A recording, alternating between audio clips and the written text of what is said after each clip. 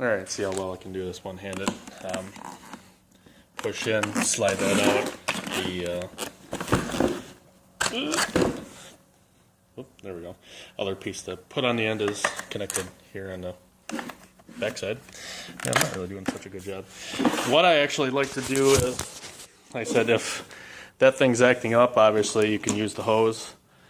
You gotta press the manual on the right side. Otherwise, what I like to do is while I'm doing that in another spot, if you have a nice flat spot, sometimes either in the front feet or in the back areas, leave that all connected, hook it up, and you can use the spot pot part to use instead of putting your own elbow grease in. At least you can start hitting spots or areas with that.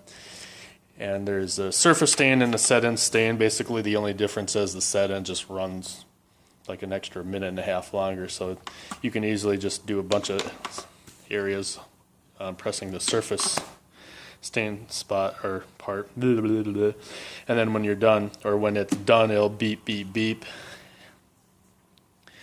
Try to remember, I think you can press stop at least to make it stop beeping, or you can just simply move it to another spot and press the button again and let it keep go at another spot.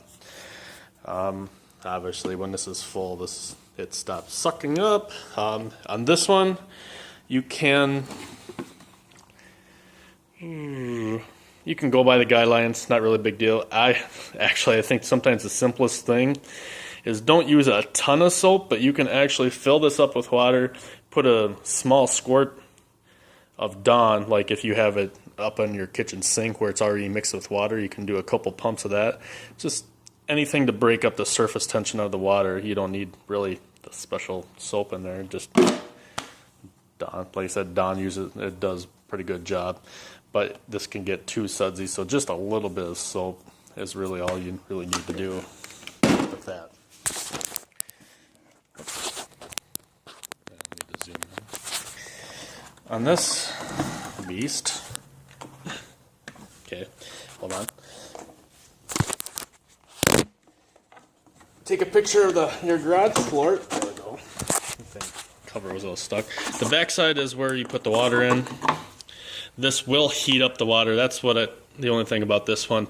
I like putting in hot water in, because whatever you put in is what's going to come out. This, on the other hand, it's nice to start with warm water, but this will heat up the water. And if you look in the tank on this side, it will not start heating up until that raises up. You'll hear it click if it's kind of click, click, click, click, click. Add a little more water. Just kind of fill it up to the screen, anyways. Put the cap back on. It does not. This part actually does not have to be tight. And then on the front side, flip it over to heat. You could wait a couple minutes, or this is what I usually start doing first: is fill it up, start heating, start taking out your floor mats, or maybe do a little vacuuming, and then by the time you're done with that, this water is super hot. Then once you flip it, there is a middle part for off. Flip it over to vacuum, and if that's not obvious,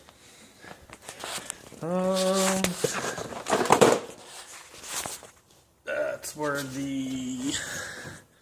that part plugs into. That's where water goes into, anyways.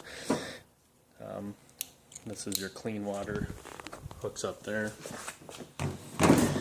Like I said, most of it is self-explanatory. The one thing I did want to show, and then say, do not, and I've made this mistake and I'm still paying for it, don't put cleaner or soap mixed in with the water. Hopefully you got a spray thing where you just spray down your carpet and then let it sit anyways. This nozzle still clogs up, and it just sucks. If I can get it in the picture. Obviously not very well. And they didn't make it easy to get it off and clean. So it's 2 screws to get this plate off. Obviously try not to lose the screws, because at the moment I don't have any extras, or they don't give you extras. But then more importantly is once you get this off, there's a little black O-ring.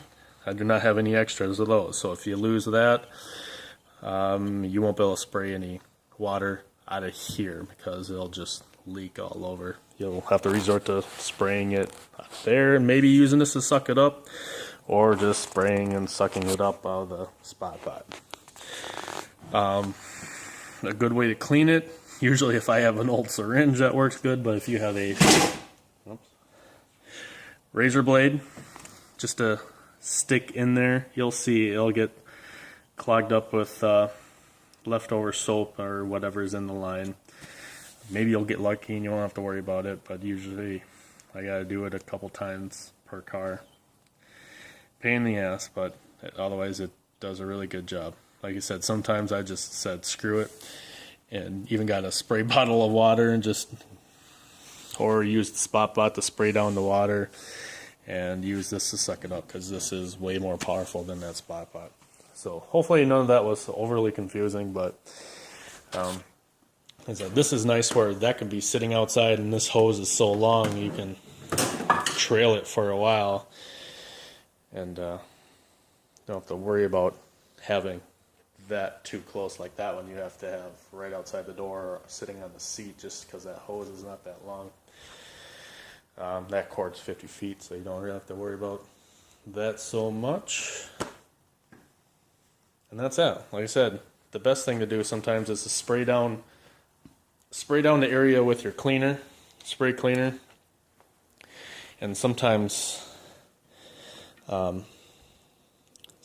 depending on tough spots, to spray it down with water coming out of here, the hot water coming out of there, and then have your scrub brush and work it in.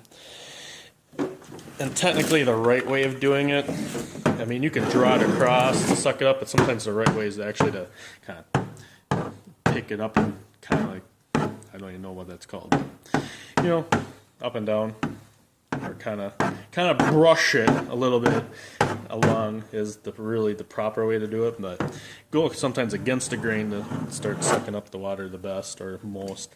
And you can go to another spot and then come back, because then that leftover water will soak up that drier fibers. So you could go to one area, work it, come over here, work it, and come back, and you'll be sucking up the dirty water. So I sure ramble a lot, so call if you got questions.